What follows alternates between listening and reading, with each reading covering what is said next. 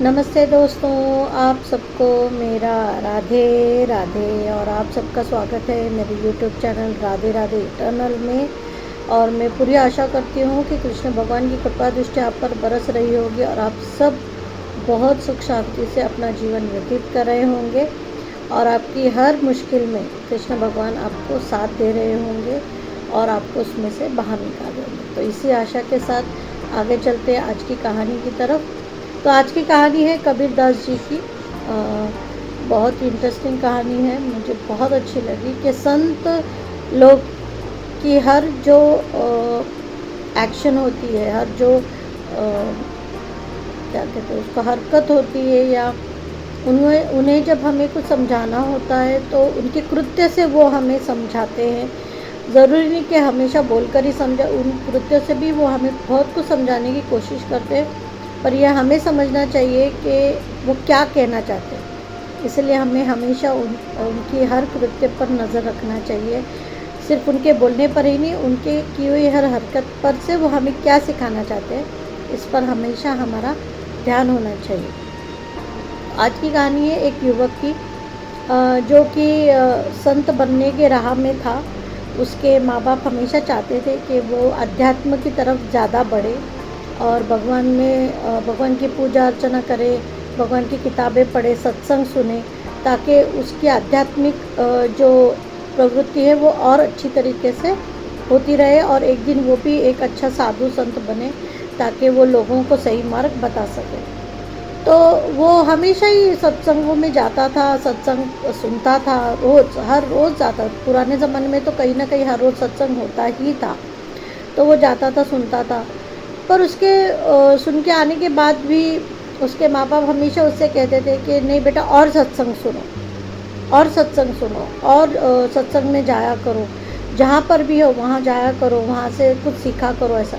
तो उसे हमेशा लगता था कि यार मैं तो रोज़ सत्संग में जाता हूँ, रोज़ ही कुछ ना कुछ सीखता हूँ, अब रही क्या, अभी तो बहुत कुछ मुझे पता है, ऑलमोस्ट सब कुछ मुझे पता हो गया है सत्संग में जाते हुए कि कैसे रहना चाहिए, कैसे मीन्स लोगों को किस तरीके से सही मार्ग पर लाना चाहिए, सब वो हमेशा ही मुझे पता चल गया है। तो अब और क्या सीखना है मुझे। तो उसी के गांव में कबीर दास जी रहते थे। तो एक दिन उसने सोचा कि मैं कबीर दास जी से ही जाके पूछता हूँ, वो मुझे योग्य वो सलाह देंगे। तो वो कबीर दास जी के पास गया। कबीर दास जी से उसने बोला कि गुरुजी, मैं हर रोज़ सत्संग में जाता हूँ, मुझे अभी बहुत सी चीज़ें पता हो गई अध्यात्म के बारे में और साधु संतों के बारे में मुझे पता चल गया, पर फिर भी पता नहीं क्यों मेरे माँ बाप मुझे रोज़ बोलते हैं कि नहीं बेटा, तू रोज़ सत्संग जाया कर और सत्संग किया कर और आध्यात्मिक रुचि लिया कर वगैरह। तो मैं, आपको क्या लगता है कि मुझे करना चाहिए और मुझे क्यों करना चाहिए? तो उस दिन कबीरदास जी का मौन था। उन्होंने उनसे कुछ कहा नहीं। उन्होंने सीधा एक हथौड़ा लिया और हथौड़ा लेकर उन्होंने सीधा, उनके पास एक खूंटा था, उस पर ज़ोर से दे मारा। अब जब उन्होंने ज़ोर से दे मारा तो उस लड़के को लगा कि अरे ये क्रोधित हो गए क्या, शायद इनको गुस्सा आ गया, शायद इनका मौन व्रत है और मैंने इनसे आके प्रश्न पूछ लिया, इनका तपस्या जो थी वो भंग हो गई और इसलिए इन्होंने उस खूंटे के ऊपर ज़ोर से हथौड़ा मारा। तो ये सब देख के वो डर गया, वो चला गया। फिर दूसरे दिन वो आया, फिर दूसरे दिन आके उसने वही प्रश्न फिर से कबीरदास जी से पूछा। फिर कबीरदास जी ने वही किया, एक हथौड़ा लिया, जोर से उस खूंटे पे मारा। वो फिर डर गया, उसे लगा शायद मैं कुछ ज़्यादा ही इनको परेशान कर रहा हूँ, इसलिए वो फिर चला गया। फिर तीसरे दिन वो फिर आया, उसे रहा नहीं गया। तीसरे दिन आने के बाद फिर उसने वही प्रश्न पूछा। फिर कबीरदास जी ने उसकी तरफ देखा, हथौड़ा लिया, जोर से खूंटे पे मारा। और ये देख के तो अब वो और डर गया, उसको ऐसा लगा शायद मेरे बार बार प्रश्न पूछने से कबीरदास जी बहुत ज़्यादा क्रोधित हो रहे हैं और मैं उनकी मौन व्रत में बाधा डाल रहा हूँ और उनको भगवान के भजन कीर्तन से थोड़ा डिस्टर्ब कर रहा हूँ, ऐसा सोच के वो फिर डर गया। फिर वो चला गया, पर उसे रहा ही नहीं गया।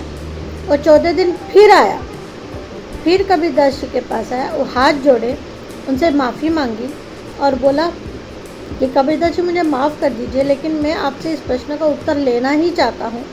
आप हर रोज़ एक ही कृत्य करते हो, जब भी मैं आपको ये प्रश्न पूछता हूँ तब आप हथौड़ा उठाते और उस खूंटे पे मार देते। आपने मुझे अभी तक मेरे प्रश्न का उत्तर नहीं दिया, और जब तक आप नहीं देंगे तब तक मैं आज जाऊंगा ही नहीं यहाँ से, मैं 3 दिन से लगातार आ रहा हूँ। तो फिर कबीरदास जी ने उसकी तरफ देखा, वो हंसे और बोला, बेटा मैं तो रोज़ ही तुम्हारे प्रश्न का उत्तर देता हूँ, पर तुम समझ नहीं पा रहे हो, तो मैं क्या कर सकता हूँ। तो उसने कहा, क्या उत्तर देते, आप हथौड़ा उठाते हो और सीधा उस खूंटे पे जाके मार देते हो, ये क्या उत्तर है। तो उन्होंने कहा, यही तो उत्तर है बेटा, कि जब आप हथौड़े, ये खूंटा है जिससे कि मैं बकरियों को बांधता हूँ, अगर ये खूंटा मजबूत नहीं हुआ तो क्या होगा, हवा के झोंके से वो खूंटा निकल जाएगा, उसमें जो बकरियां मैंने बांधी हुई हैं वो यहाँ वहाँ घूमने लग जाएंगी, वो भाग जाएंगी। लेकिन अगर मेरा खूंटा मजबूत है तो चाहे जो कुछ भी हो, आंधी भी आ जाए तो भी वो खूंटा उखड़ नहीं सकता, और मेरी बांधी हुई जो बकरियां हैं वो, या गाय जो भी है, वो कभी वहाँ से हिल नहीं सकती, वो वहीं पर रहेंगी चाहे जो कितनी ही आंधी तूफान आ जाए।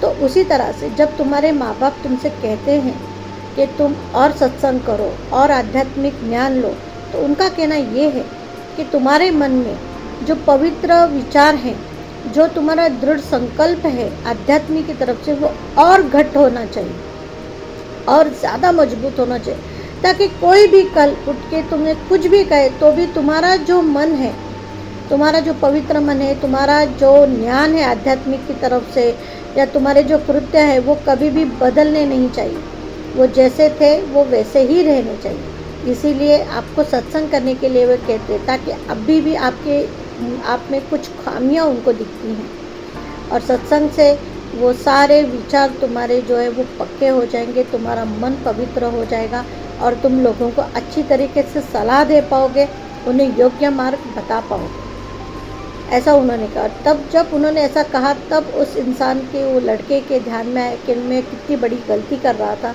कि ये मुझे सिखा रहे थे और मैं सीख नहीं पाया, मैं इनके कृत्यों को जान नहीं पाया।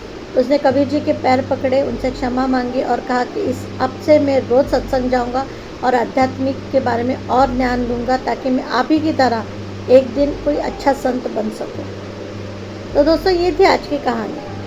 तो जैसे मैंने पहले कहा कि हमें जो हमारे गुरु होते हैं, उनके मौन व्रत में भी बहुत सी चीज़ें छुपी होती है, उनके कृत्यों में भी बहुत सी अच्छी चीज़ें, हमारे प्रॉब्लम के सॉल्यूशन के उत्तर होते हैं। बस हमें ध्यान देना चाहिए कि वो हमसे क्या कहना चाहते हैं, वो हमें कौन से मार्ग पर लेके जाना चाहते हैं, और हमें क्या अच्छी सलाह देना चाहते हैं। अगर हम हमारा ध्यान हमारे गुरु की तरफ रखेंगे, अगर हम हमेशा उनसे जुड़े रहेंगे, तो हमें ये चीज़ें बहुत जल्दी पता चल जाएंगी। तो ये थी आज की कहानी दोस्तों।